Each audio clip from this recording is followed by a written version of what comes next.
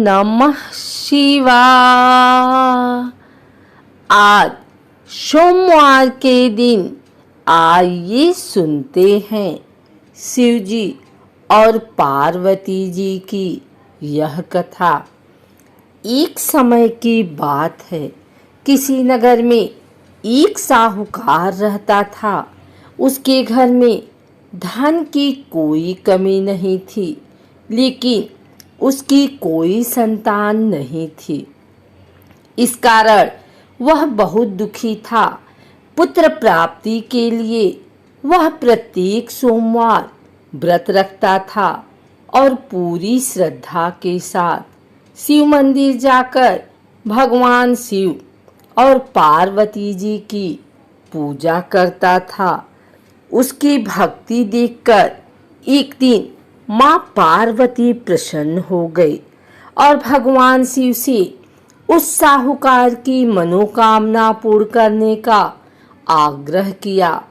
पार्वती जी की इच्छा सुनकर भगवान शिव ने कहा कि हे पार्वती, इस संसार में हर प्राणी को उसके कर्मों का फल मिलता है और जिसके भाग्य में जो है उसे भोगना ही पड़ता है। लेकिन पार्वती जी ने साहूकार की भक्ति का मान रखने के लिए उसकी मनोकामना पूर्ण करने की इच्छा जताई। माता पार्वती के आग्रह पर शिव जी ने साहूकार को पुत्र प्राप्ति का वरदान तो दिया, लेकिन साथ ही यह भी कहा कि उसके बालक की आयु केवल 12 वर्ष होगी। माता पार्वती और भगवान शिव की बातचीत को साहूकार सुन रहा था। उसे ना तो इस बात की खुशी थी और ना ही दुख। वह पहले की भांति शिव जी की पूजा करता रहा। कुछ समय के बाद साहूकार के घर एक पुत्र का जन्म हुआ। जब वह बालक 11 वर्ष का हुआ तो उसे पढ़ने के लिए काशी भेजा गया। साहूकार ने पुत्र के मामा को बुलाकर उसे बहुत सारा धन दिया और कहा कि तुम इस बालक को काशी विद्या प्राप्ति के लिए ले जाओ और मार्ग में यज्ञ कराना। जहाँ भी यज्ञ कराओ वहाँ ब्राह्मणों को भोजन कराते और दक्षिणा देते हुए जाना। दोनों मामा भांजे इसी तरह यज्ञ कराते और ब्राह्मणों को दान दक्षिणा देते काशी की ओर चल पड़े। रात में एक नगर पड़ा, जहाँ नगर के राजा की कन्या का विवाह था, लेकिन जिस राजकुमार से उसका विवाह होने वाला था वह एक आंख से काना था। राजकुमार के पिता ने अपने पुत्र के काना होने की बात को छुपाने के लिए एक चाल सोची। साहूकार के पुत्र को देखकर उसके मन में एक विचार आया। उसने सोचा, क्यों न इस लड़के को दूल्हा बनाकर राजकुमारी से विवाह करा दूं। विवाह के बाद इसको धन देकर विदा कर दूंगा और राजकुमारी को अपने नगर ले जाऊंगा। लड़के को दूल्हे की वस्त्र पहनाकर राजकुमारी से विवाह कर दिया गया। लेकिन साहूकार का पुत्र ईमानदार था। उसे यह बात न्याय संगत नहीं लगी।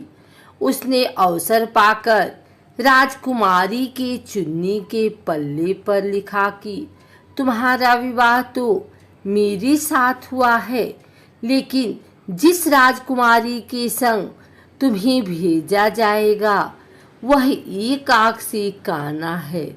मैं तो काशी पढ़ने जा रहा हूँ।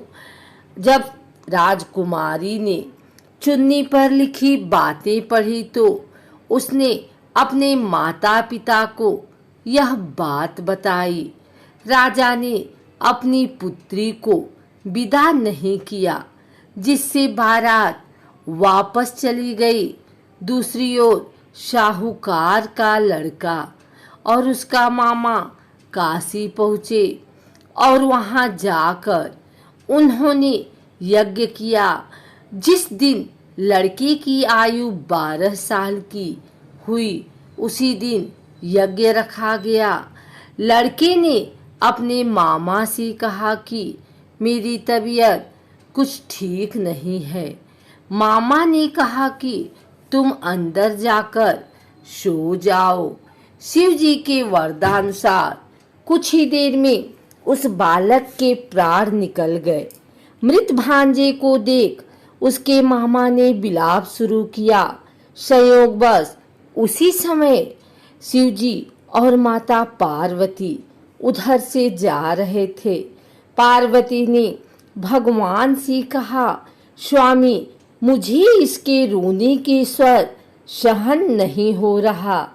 आप इस व्यक्ति के कष्ट को अवश्य दूर करें। जब शिवजी मृत बालक के समीप गए तो वह बोले कि यह उसी साहूकार का पुत्र है जिसे मैंने 12 वर्ष की आयु का वरदान दिया। जब इसकी आयु पूरी हो चुकी है, लेकिन मातृभाव से विभोर माता पार्वती ने कहा कि हे महादेव, आप इस बालक को और आयु देने की कृपा करें, अन्यथा इसके वियोग में इसके माता पिता भी तड़प तड़प कर मर जाएंगे। माता पार्वती के आग्रह पर भगवान शिव ने उस लड़के को जीवित कर दिया। शिव जी की कृपा से वह लड़का जीवित हो गया। शिक्षा समाप्त करके लड़का मामा के साथ अपने नगर की ओर चल दिया। दोनों चलते हुए उसी नगर में पहुँचे जहाँ उसका विवाह हुआ था। उस नगर में भी उन्होंने यज्ञ का आयोजन किया। उस लड़के के ससुर ने उसे पहचान लिया और महल में ले जाकर उसकी खातिरदारी की और अपनी पुत्री को विदा किया। इधर साहूकार और उसकी पत्नी भूखे प्यासे रहकर बेटे की प्रतीक्षा कर रहे थे। उन्होंने प्रण कर रखा था कि यदि उन्हें अपने बेटे की मृत्यु का समाचार मिला तो वह भी प्राण त्याग देंगे। परंतु अपने बेटे के जीवित होने का समाचार पाकर वह बेहद प्रसन्न हुए।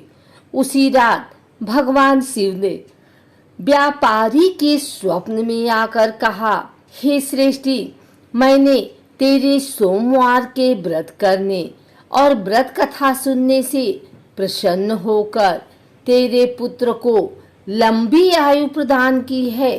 इसी प्रकार जो कोई सोमवार व्रत करता है या कथा सुनता और पढ़ता है, उसके सभी दुख दूर होती हैं और समस्त मनोकामनाएं पूर्ण होती हैं।